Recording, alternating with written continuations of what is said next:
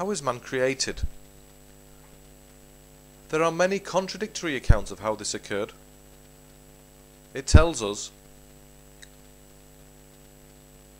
the beauty of such multifaceted philosophy is no matter what scientists discover, Muslims will have a verse to refer to which verifies the miraculous knowledge of the Quran. 2. Earth and the galaxy. Rain is sent from the heavens, as opposed to being part of a natural process called the water cycle? Reading these verses together provides an image of a very primitive understanding of the cosmos. A heaven that is raised with pillars that we cannot see. A sky put as a roof above our heads. Mountains placed as pegs to hold the earth down, thereby preventing earthquakes. A sun that sets in a muddy spring with people living nearby. All nonsensical concepts having no alignment with modern science. There is no description of a great explosion and the formation of solar systems with orbiting planets around centric stars. No black holes, no corona, no ionosphere or quasars, but a heaven on invisible pillars.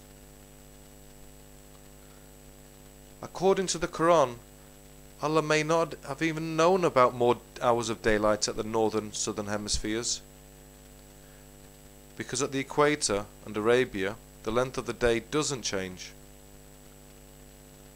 What were Eskimos at the pole supposed to do during the month of Ramadan, where the sun rises and then sets after 6 months? Starve to death? Or did the writer simply not know? 3.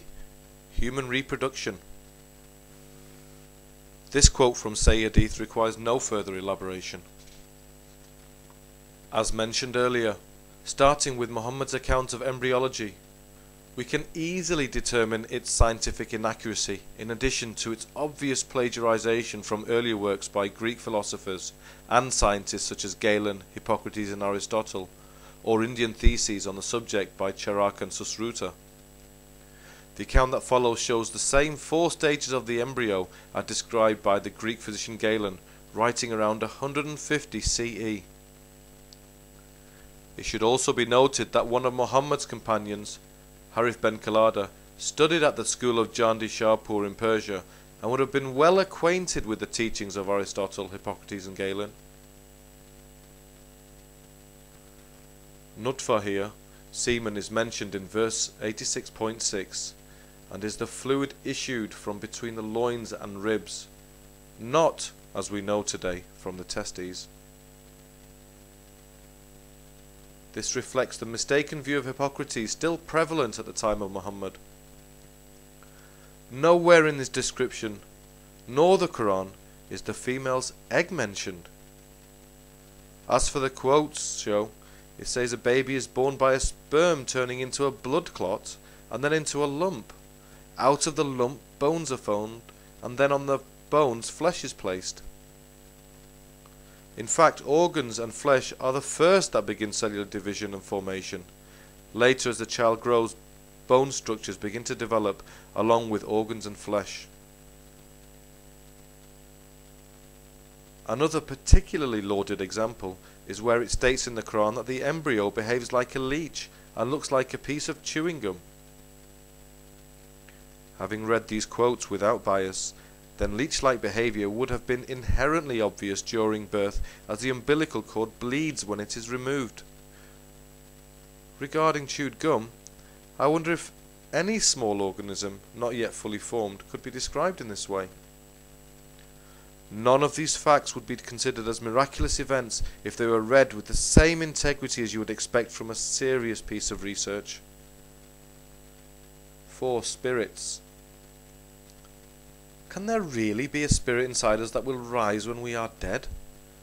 Certainly, scientifically, there appears to be no proof that they exist.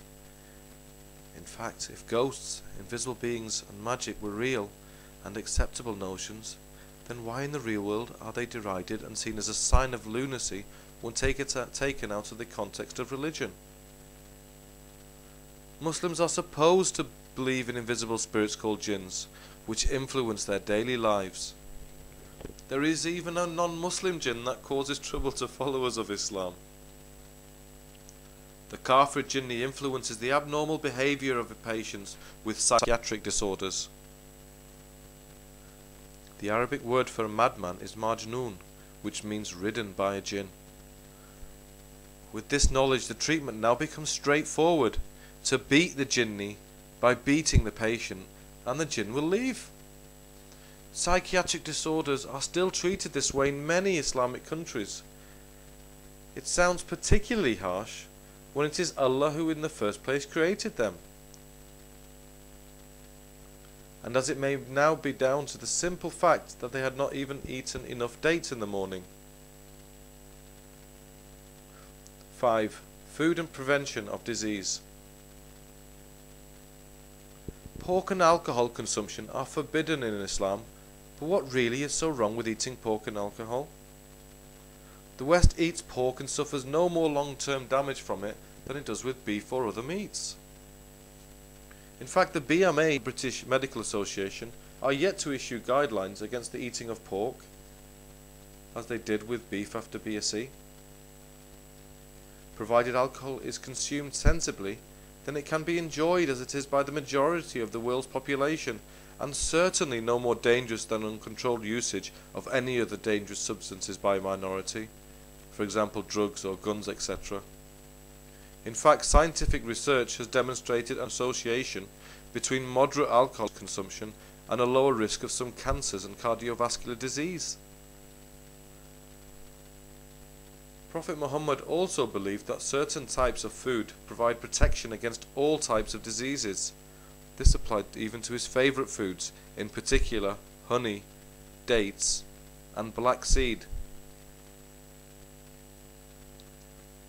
Here, the Prophet Muhammad advocated using camel's urine as medicine.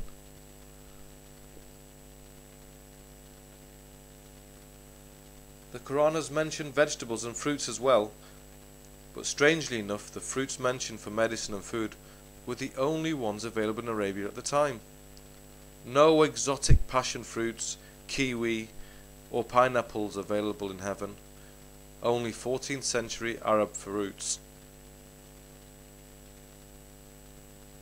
This erroneous discovery of the healing property of flies' wings is described in the Sahih, but sadly it fails to specify which one of the flies' wings to eat for the miracle cure from the disease.